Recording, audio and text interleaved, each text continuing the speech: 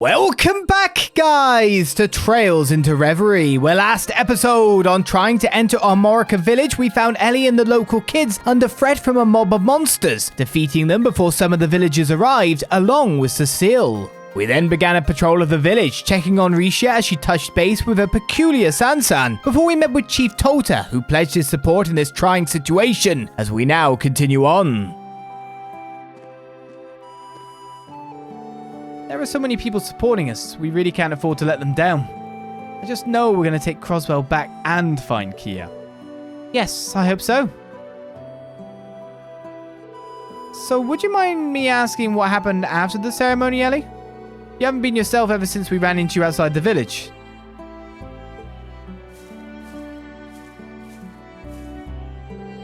I don't deserve to have the villagers speaking so kindly about me. Not after I turned my back on Kia. What? Please forgive me, Lloyd. It's not Cecile's fault that Kia isn't here. Not at all. It's entirely mine for abandoning her.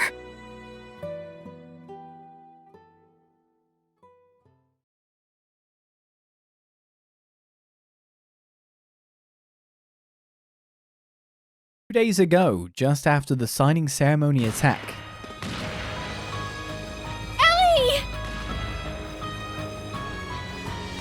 You are, Kia? I've been looking for you.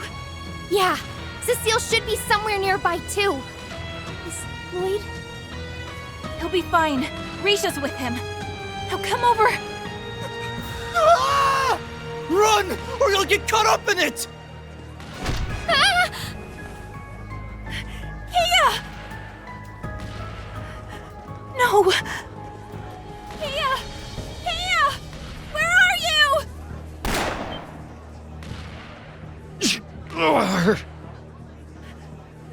Grandfather! Elie, go! I'll be fine. We'll see each other again soon, I promise. There are other people who need you. Kia!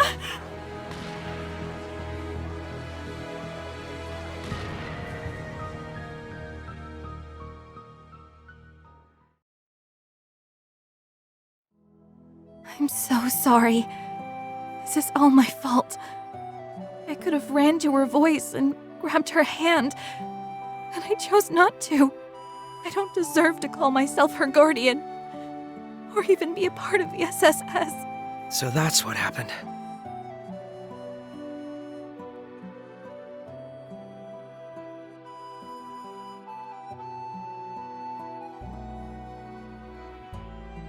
It's going to be all right, Elie. Kia's just fine. I'm sure of it. How can you be so sure? We've done nothing but force hardship on her ever since we returned from the Azure Tree. While we fought for our home's freedom, she stood by us and helped however she could, despite being separated from her best friend. And never once did she not have a smile on her face.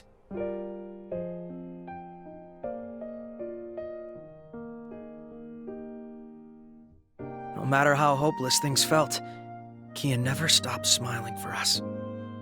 She never gave up. We were the ones who swore to protect her.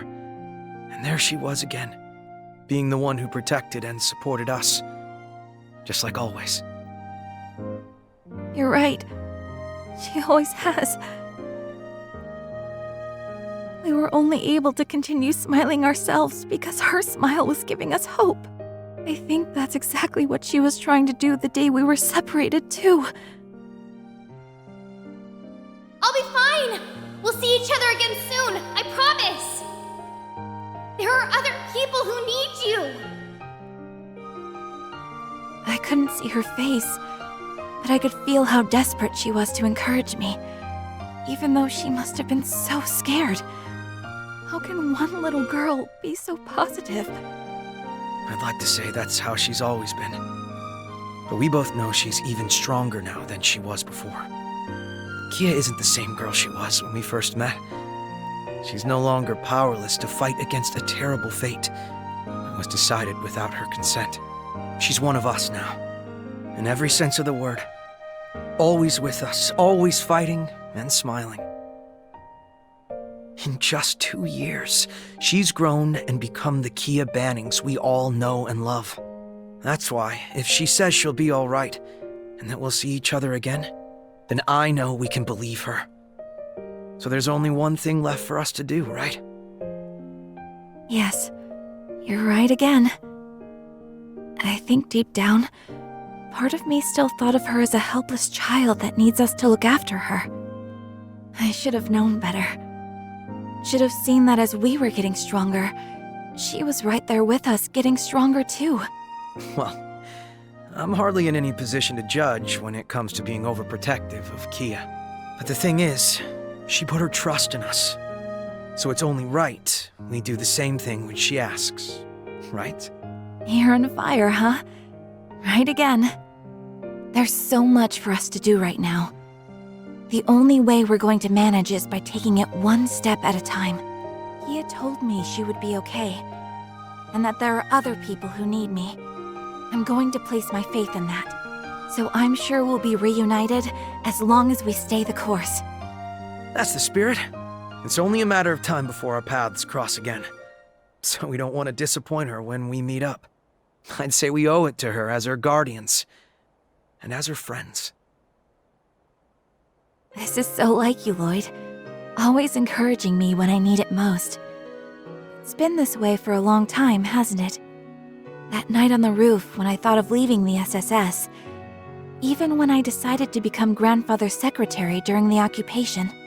Sometimes I wonder if the only reason I've been able to keep going these last few years is because I knew you were with me. Words can't express how grateful I truly am. I'm flattered, but I don't think I did anything particularly special. I've known for a long time that your future was going to lead you to politics. And I know you'll make Crossbell and the world a better place. So I'm happy to do whatever I can to give you a push in the right direction if you need it.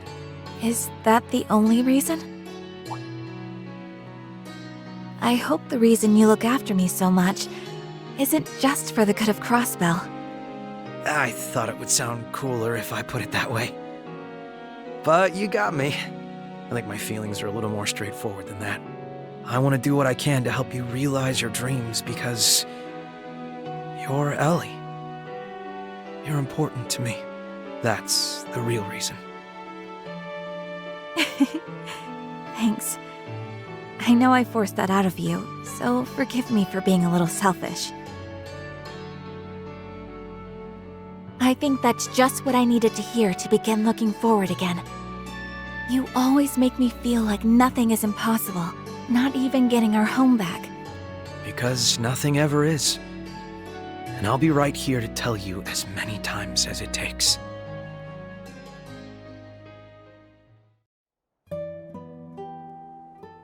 Well.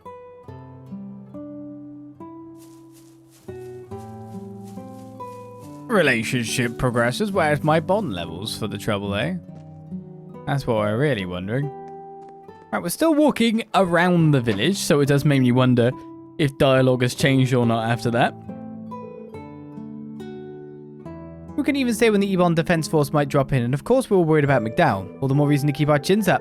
We know how hard it must be for you, Elie. No, that's the same dialogue then. It means so much to hear you say that. And then you say the same thing again.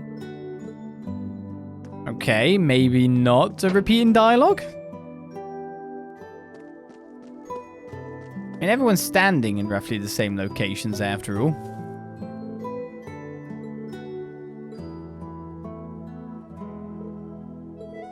That's the same.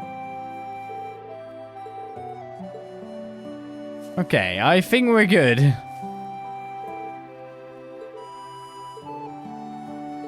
Yes. Dialogue has not changed, so at this point in time we head onwards over to here.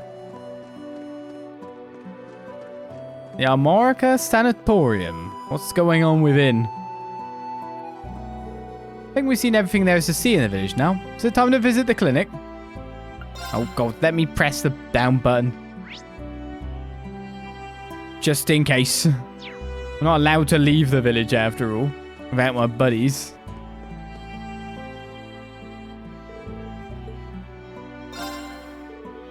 There you two are. Hey, Risha. Finished catching up with San-san? Yes, I just wanted to see how she's doing, so it didn't take long. You two are going to visit Speaker Macdowell, correct? Would you mind if I joined you? Not at all. And thank you for keeping him in your thoughts. Lloyd, Elie, and Risha entered the clinic as Elie showed them the way to Speaker Macdowell's room. Grandfather, it's me. Oh, Elie, do come in.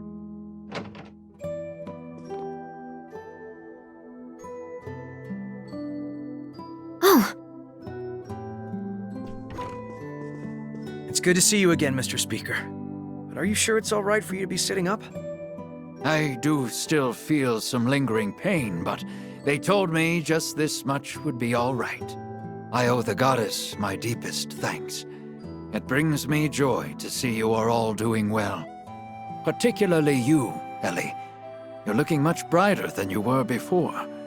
well, It's true. I do feel much better now. I think Lloyd has something to do with that. I figured Playboy here wasn't going to let us stay down in the dumps. No, I can hear you, right? In any case, I'm glad to hear you're doing better, Mr. Speaker. So am I, but please don't overexert yourself and try to rush your recovery. After everything that's happened in Crossbell, I don't know what I would do if something would happen to you too. She's right, your condition is stable now, but the clinic is still short on staff and medicine. Best thing you could do for yourself and us is get plenty of bed rest. I will. Thank you for looking after me. I only wish there was something I could do in return.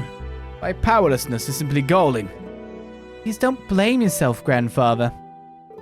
I cannot apologize enough to the people of Crossbell for my fellow former Ironblood's actions. I also wish to make clear on no uncertain terms that the Imperial government abhors what happened and was not involved. The illegal occupation of Crossbell is the work of Rufus Alborea and his alone. Fear not, I was not under the impression that Erebonia was responsible for this. I could never imagine Emperor Eugene allowing his actions to this point. It wouldn't make sense for the Empire to stage an occupation of Crossbell now after willingly withdrawing its forces not long ago. Though that only begs the question of why Rufus is doing this. Why he has collaborators in this Ebon defense force backing him. I can't speak for the two we didn't recognize, but I can't wrap my head around Deirdre and Garcia helping him. The former CEO of the IBC and an ex-Jaeger turned mafia boss. That's quite the pair of convicts he's working with. Each of them has a personal history with the SSS. I've also crossed blows with the Killing Bearers Yin before. Kind of think of it, he helped you when you were in prison, didn't he? He did, which is why I'm having such a hard time understanding his involvement. They both seem like they were ready to turn over a new leaf. Why do this, Deirdre? About that, I had the chance to confront him briefly before I escaped the city. You did?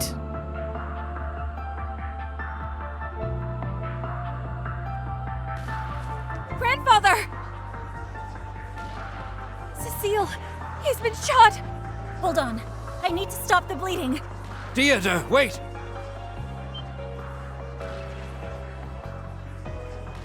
It's good to see you again, Elie. You're looking well. Why? Why are you doing this? What possessed you to play a part in such foolishness? Did you not learn anything from your short-lived presidency? I learned much, I assure you. That is why I am here today. Back then, my daughter played me like a fiddle. But this time, I am following my own convictions. And that is what led me to join the new unified government. You hopeless fool. Uncle Theodore, how can you truly believe that this is the right path? Surely you can see. Looking at you and your friends now, you don't stand a chance against the Supreme Leader. I'd advise you take the time to reevaluate what justice means to you. You and your compatriots both.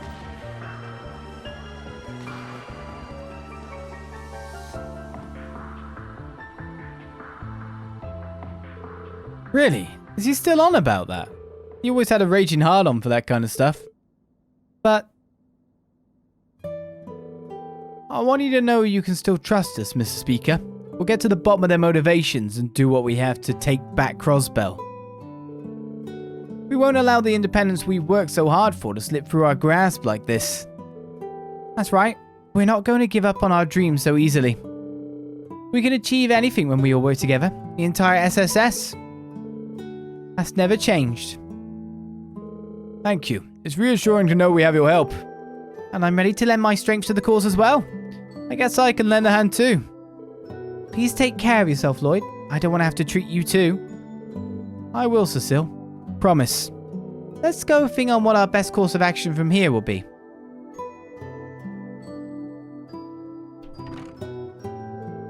I'm ashamed there's nothing more I can do for them. They have shouldered what should have been my burden time and time again. Please don't blame yourself, Mr. Speaker. They're doing what any Crossbell would if they had the power. Although... I know Lloyd and his friends can take care of themselves, but please, keep lighting their way, Guy.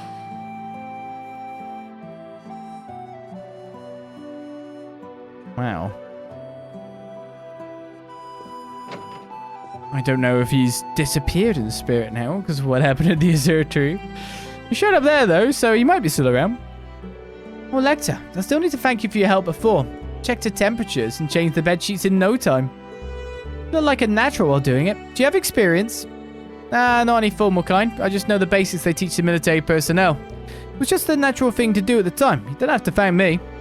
If you insist, but I appreciate it nonetheless. I promise you the Speaker will be fine with us, Lloyd. I'm certain you must have a lot weighing on your mind, but you have to keep going. You're right, Cecile. That wasn't the time to lose focus. Promise me you won't worry yourself sick while we're gone. Okay, Lloyd, it's a promise. I'll keep a close eye on Speaker Macdowell's condition and get a second opinion from Dr. Litton and the others. You have nothing to worry about there, Elie. Take care of yourself first and foremost. There's still much to be concerned about, but I don't plan to sit here and watch quietly. I want to recover as soon as possible so I can begin helping liberate the city again. My apologies for asking so much of you again, but I leave things in your hand until I'm able to get back on my feet. You don't have to apologize, Speaker Macdowell. Take your time and get healthy, says Lloyd. There's still much to be concerned about, but I don't plan to sit here and watch quietly. I want to recover as soon as possible so I can begin helping liberate the city. We're saying the same thing twice. Not so nice. I've been worried sick about my family in the city. I'm trying my best to believe in them and focus on getting healthy. The last thing I want to do is make life harder for the clinic staff on call.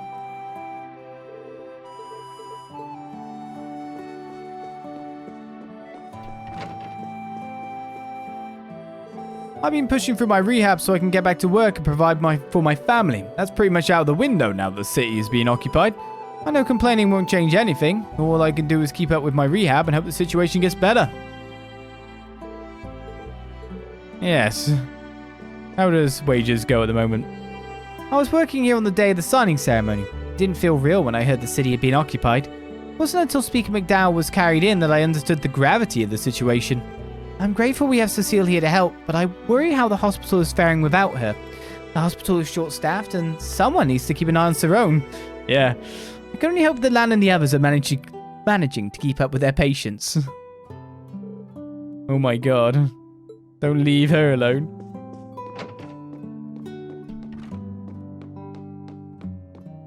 That's Dr. Lin.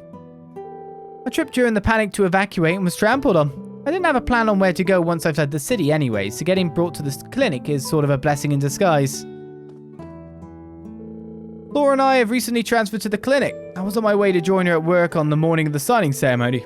By the time I arrived, the city had already been occupied. Talk about good timing, yeah? I never dreamed I would someday have Speaker Macdowell in my care. Watch out for Supreme Leader Rupus and those soldiers of his, okay? On a personal note, I'm glad that Flora is here. It's a relief to have my wife on my side at times like these. This clinic was open to primarily help long-term patients complete their rehab. It's also equipped to help people that check in with minor ailments as well, though, such as Speaker Macdowell, for instance. His condition is the most serious among the current patients. But we're more than prepared to treat him, so you don't need to worry. I'm a surgeon, whereas Litton specializes in internal medicine and has experience handling supplies as a former army doctor. Rest assured that everyone here is in good hands. Truthfully, the last few years of endless strife, occupation and war have left me exhausted. Yet Litton doesn't seem to have slowed down at all. Continues to take it in stride. I need to learn to be more like him.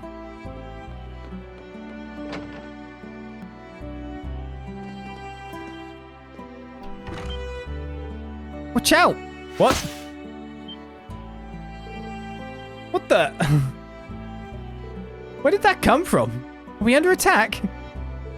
Don't think so. Nor do I. Take a closer look. A letter. I'd never seen anything like this script, though.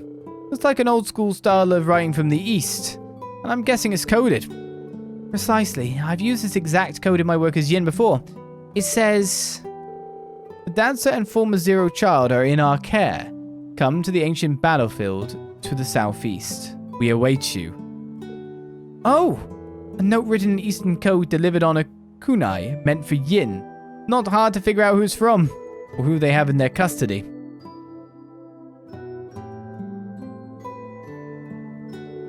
At least they're both alright. I told you, Kia's strong, didn't I? Still, why would they be looking after Elie as well? Is something wrong, Lloyd? Wait. You don't think this is a ransom note, most likely? They wouldn't have waited this long to contact us without a reason. They may be under their care, but that doesn't mean they're safe. No. The ancient battlefield is where the cult had its base, right? Can't say I have a good feeling about this, but you're not going to let that stop you, huh? Of course, as long as there's a chance Kia is there, no danger is too great. We'll do whatever it takes to keep her safe. I feel the same way. Not going simply isn't an option if that's where our loved ones are. That's right. Let's make sure we're fully prepared before we set off. I nearly got stabbed in the face. Wasn't expecting that. Well, I think that is today's session, so to say. We've hopped through many perspectives in this last week. Rean and Ymir. See who knows where. And straight back to Lloyd again, who is up walking about, quite injured, but still fighting fairly happily. As we're supposed to head to the ancient battlefield next. So now it's time, the good time, for our bedtime story to occur. Wouldn't you say? Right, so are you ready? Are you sitting comfortably? Moonless Morn, Chapter 3 of Hunters and Wanderers. It's time to read. Are you a Matagi? Chanlan had been struck with an unease that what was happening on Mount White Crown was only the start of something bigger, which was also why the simple question struck him so.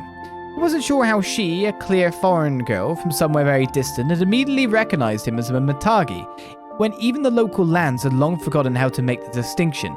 His features held no particular tells, nor did his clothes. Not even his sharpshooting was anything he felt different enough to reveal he was of a fading people. There was another reason he hesitated. Did he have a right to call himself a Matagi? The girl tilted her head with curiosity as she waited for Chunlan's answer, knowing this to not be time for ambiguity. He nodded. I knew it. She appeared to mean that. For the first time since their ordeal, she expressed a small, warm smile. How did you know? I met one of you a long time ago, a vagabond. This too struck Chunlan. Some Matagi were vagabonds back during their golden age, but now most remained close to the village. So few among them traveled that he was certain he would have known who she was talking about right away, were it true. Of course, it could have been one acting as a hired gun or Jaeger while still touting their heritage to make a name for themselves. He couldn't know, however, so he decided to dismiss the topic in favor of their situation at hand. What was happening on this mountain? The wolves weren't the only oddity, surely. He could sense it, leaving his body a hair tense and ready to go into fight or flight. Well, we put some distance between us and the wolves. I'd say we gave them the slip, but Chunlan intended to invite the girl to the village, but she had already started walking. Hold on a minute, you should... Thanks for the help, but now that I've used this, I need to hurry, and I wouldn't have just been around here for fun. I'm meeting someone. The girl clasped a cylindrical trinket hanging from her neck, tempting Chunlan's eyes to observe it closely. He traced the strange symbols etched all along the thing, it being a bit larger than a flute, and he brought to mind the sudden fog that had helped them escape the wolves. I know this is a strange question, but did you have anything to do with that fog? How about if we start with whether you're coming or going? I sure wouldn't mind having Matagi with me, so I won't say no if you are. She asked due to him naturally following her without him realizing it. This had less to do with curiosity on his part and more to do with a need to see she was safe, an instinctive habit that was less helpful and more patronizing and unnecessary. We'll see, he responded, though he still continued to accompany her. There was something about this girl, the way her calm demeanor felt more tightened and relaxed, that led him to believe she felt backed into some kind of corner. Was this because of what happened so far, or what could stand to happen in the future? Mount Whitecrown responded with silence to his inner musings. How should I tell you? Croaked the girl as she looked down at the cylindrical trinket. It was more a statement than a genuine question. It was strange for her lips to remain tight, Chunlin thought. After he had already witnessed her gamble in the flesh, there was no forcing it out of her if she wanted to remain silent as the mountain. Wonder if I have to drop the H there. How about we start with who you are? I'm Chunlan Eisen. Chunlan is fine. I'm a Matagi, like you said. His gaze dropped from her to the muzzle loader in his hands. Well, I'm Sei, she responded. Unlike Chunlan, her gaze remained fixed on him, her voice never lacking in confidence. As for who I am, I'm a woodland wanderer. What is that? The name of your people? I've never heard of them before, but then maybe they aren't local. You already knew she was a foreigner, but this absolutely confirmed that she was from somewhere far, far away. We're not really from anywhere. Every day we wander the woods and hills. You could say the journey itself is our home. Ah, so you're a nomadic people then. Where are the rest of you? Something came up and I had to go solo for a bit. She stopped. That person I'm meeting is actually one of us. His fuse is short and he's a little bit too overprotective for his own good, so I'm not exactly jumping for joy over it. Seiyu then turned to look at Chunlan, awaiting his definitive response. Though she hadn't said it out loud, he knew that this was the point of going one way or the other for him. Did he want to make certain she was well and get more answers, or did he want to turn back and deem this a passing meeting between odd strangers? Chunlan also slowed to a meek stop. What use could he be to her, really? He couldn't even say he was Matagi out loud. Was someone so indecisive really prove to be of worth in whatever lay up ahead? She was in a hurry, Seiyu had said. She still had waited patiently for a new companion to wrestle with his force. Against his doubts, the desire to ensure her safety was slowly winning out, as it so often did. The silence stretched as he failed to put anything into words. As this went on, there was a subtle shift in the wind coursing through them, a sign of a snowstorm on the horizon. I think, Chunlan began before stopping himself short. Both he and Seiyu felt the oncoming storm, only to also realize it was no simple storm. It was a beast. The echoing, deafening roar they heard next made it clear something supernatural was drawing near, causing Chunlan to drawing a sharp breath in surprise. He had felt this presence before. There was no way he could ever forget it, no way he could mistake that ferocity. It had been years since he saw the beast, but the very weight of its existence was enough to be carried by the wind. Seiyu's response was not one of surprise, but of action. She looked down at a cylindrical trinket which seemed to pulsate with light as the beast's roar reached their ears. It's resonating. I was right about this mountain. There was no need to answer out loud now. They both knew, in that moment, that they were after the same thing. After sharing an understanding glance, they took off running up the nearby hill, heading straight toward the invisible storm. The closer they edged into their target, the brighter Seiyu's trinket glowed. First the weird fog, and now this, Chunlan thought toward the ever-growing light. Just what is this thing, and why is it reacting to the beast? Rather, why did an object from foreign land react to a local beast from his own past? His force continued. I never thought I'd meet it again like this. I suppose Adios must have a plan in mind. After a few moments of their dead sprint, it appeared before them, dominating their field of view. Despite the tens of arcs separating them, they could both feel the overwhelming wild force of its presence. It stood with the peak of Mount Whitecrown behind it, overlooking its surroundings. Its form the very image of a king surveying his domain. It was a giant bear, easily dwarfing any other most had ever seen, surrounded by a cloak of lightning. Every few moments, firework-like bursts of electricity would crackle off its blue-white fur to display the immense power pressurized within. It was eager to surge without. The light given off by its flashes of power surrounded it like a halo, providing a contrast that emphasized every muscle, every sinew of its frame. I knew it was you, Chunlan ground. This was the one, the beast that 5 years ago had changed the entire course of his life. Raiju! Alright, because our chapters now come in twos. Or at least the starting ones do. We now have chapter 4. We move straight on. Dual threats. Fate can be strange. Fate can be fickle, and at times fate can be irredeemably cruel. Guided by the girl, Chunlan found himself face to face with a living symbol of the laws of his people, the laws he loathed but would be pained to lose. There was not a single person living on Mount Whitecrone who had not heard of Raiju. Since its first appearance 10 years prior, it had used its lightning to slaughter countless humans and animals, usurping the balance of power all throughout nature. Many Matagi rose to challenge it and were injured or fallen, with none so much as finding its lair. It now lived as a symbol of destruction and greed, known to all as a true blight upon the land. And now here it was.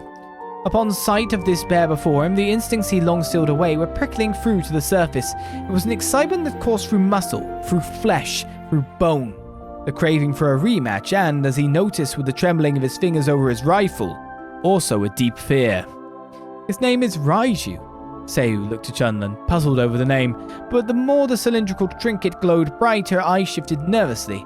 Up till then, he had only seen her act cool and calm. Now her eyes darted back and forth with a mild panic between him, the trinket, and the bear. That's right. Don't tell me you came here looking for it. No, I knew there was part of it here, but I didn't know it would manifest as a beast like this. A part? Something to do with the cylinder? The thing continued to light up in response to Raiju, shining brighter and brighter the closer it approached. Chunlan couldn't quite wrap his mind around it. A part would indicate that once united, the beast and trinket would become whole. But what kind of relationship could there be between a monstrous creature of nature and a man-made instrument? Just what is that Raiju roared. Chunlan, a flicker of exhilaration being elicited by the sound, cut himself off and turned his focus back on the beast. You're just itching for a fight, aren't you? It responded with a mighty leap from the rock it stood upon, diving toward them. Sparks erupted from its body with each print impressed into the ground. No. You're not the one it's calling to. Before Seu could explain, a spear of stone as tall as either of them darted from somewhere, whistling eerily through the air as it arced straight for Raiju. The beast stepped aside to miss the attack in an instant, but the spear held such thrust behind it, even the slight brush upon its side tore a hunk of hide from its flesh.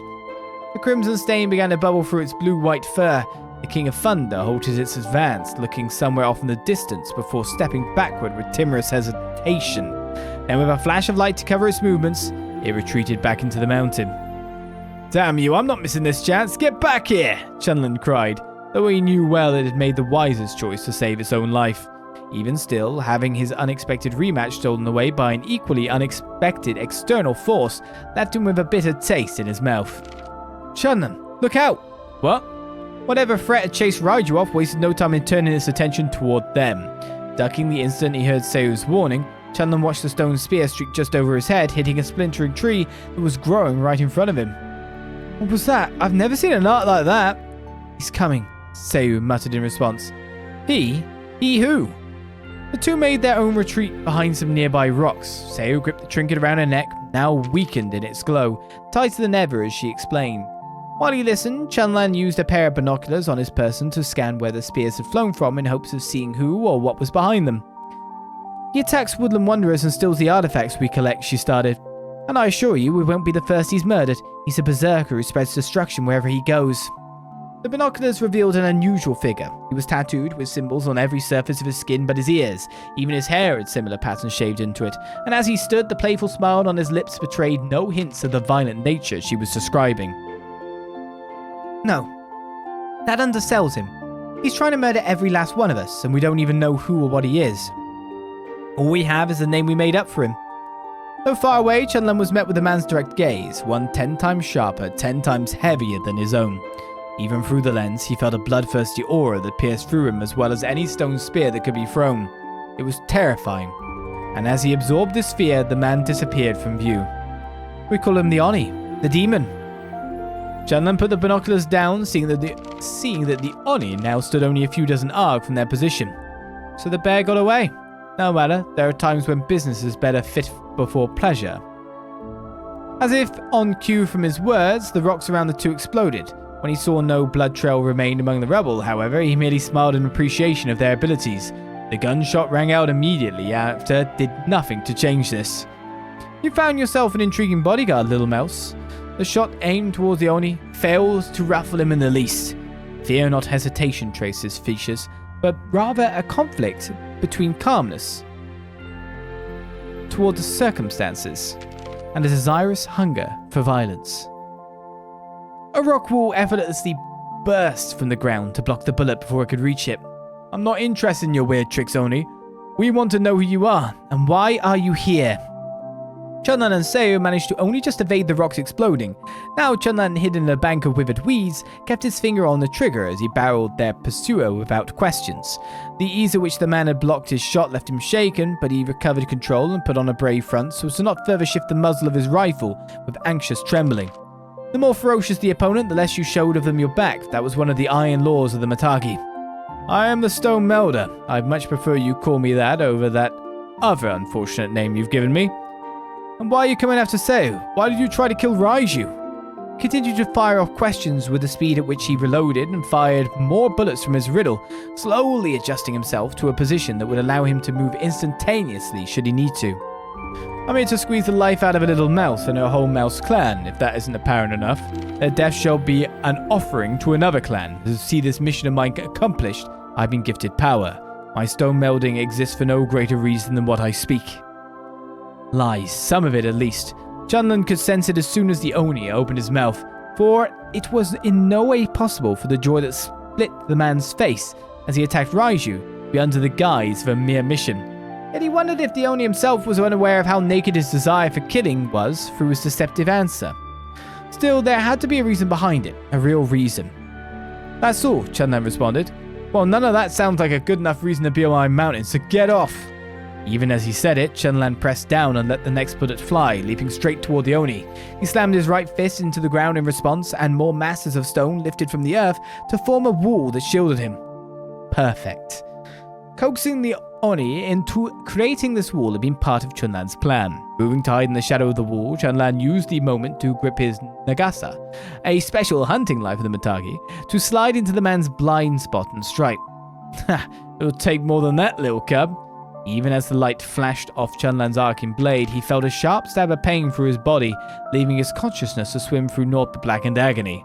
It wasn't until his back slammed into the ground arcs behind where he'd been that he saw the Oni's left hand was encased entirely in rock to form a heavy gauntlet. Your blade found its mark. It's been a while since I was last scratched. The rock wall crumbled, revealing the Oni's twisted expression. He panted with excitement as warm lifeblood dripped liberally from the wound on his side. A parlor trick at best, but I like your spark. You'll make a fine warm-up before I take down that bear. We Matagi do love our parlor tricks, Chunlan replied dryly. Sometimes we even like to use ourselves as decoys. As the Oni moved to close the distance between him and Chunlan, several bolts came raining down from above. He blocked them with the stone still wrapped in his hand, but by the time he returned his eyes to his opponent, he was gone. Well, that too, huh? Too bad, but thanks anyway, Seo. I should be the one thanking you. Now I've got proof his stone walls aren't a perfect defense. That alone is worth its weight in money to me.